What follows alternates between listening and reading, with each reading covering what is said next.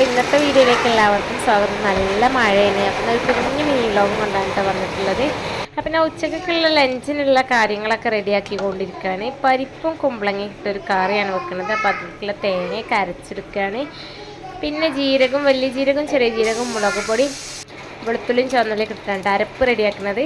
പിന്നെ പരിപ്പും കുമ്പളങ്ങയൊക്കെ റെഡിയായി വന്നപ്പോൾ ഇതാ പുളി പിഴിഞ്ഞു അരപ്പ് വെച്ചെടുത്ത് നന്നായിട്ടൊന്ന് മിക്സ് ചെയ്തെടുത്ത് ജസ്റ്റ് ഒന്ന് തിളപ്പിച്ചെടുക്കുക. ആ ടൈമിൽ ഇതാ ഞാൻ വറവിടാണ് കറി. കടുകും കറിവേപ്പിലയും വറ്റൽമുളകും ഇട്ടിട്ടാണ് വറവിടുന്നത്. വറ്റൽമുളക് ഇട്ട് വറവിട്ടാൽ കറിക്ക് നല്ലൊരു പ്രത്യേക ഫ്ലേവർ ആവും കേട്ടോ. അപ്പോൾ ഇതൊക്കെ കഴിഞ്ഞ് അടുത്തത് ഇനി പയറുപ്പേരിയാണ്. ഉപ്പേരിക്ക് ഇതാ കടുകും കറിവേപ്പിലയൊക്കെ പൊട്ടിച്ച് വറ്റൽമുളക് ഇട്ട് അരിഞ്ഞ് വെച്ച പയറും കുറച്ച് മഞ്ഞൾപ്പൊടി ഇട്ടെടുത്തു. തേങ്ങയും മുളകും കൂടെ ജസ്റ്റ് ഒന്ന് ചതച്ചതും കൂടെ ഇട്ടെടുത്തിട്ട് നന്നായിട്ടൊന്ന് മിക്സ് ചെയ്ത് അടച്ച് വെച്ച് വേവിക്കട്ടോ. ഈ ടൈമിൽ ഞാൻ കറിയൊക്കെ അടച്ച് വെച്ചു. ഇനി മീൻ പൊരിക്കാൻ വേണ്ടിയിട്ട് കായം കൂട്ടണം.